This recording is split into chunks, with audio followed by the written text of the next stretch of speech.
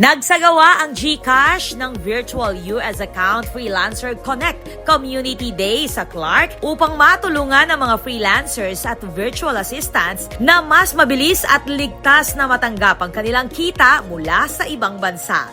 Dinaluhan ito ng 26 na freelancer mula sa Pampanga kung saan tinalakay ang paggamit ng Virtual US Account feature na nagbibigay ng sariling US routing at account numbers para sa direktang pagtanggap ng USD payments sa GCash. Nagbahagi rin ng mga practical knowledge sa paghawak at pagpapalago ng kita sina social media manager Kyla Dizon at content creator Danny Lopez Jacobe.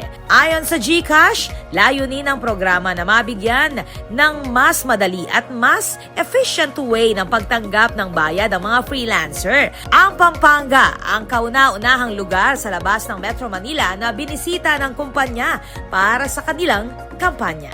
This is Patricia Mamangon on the spot.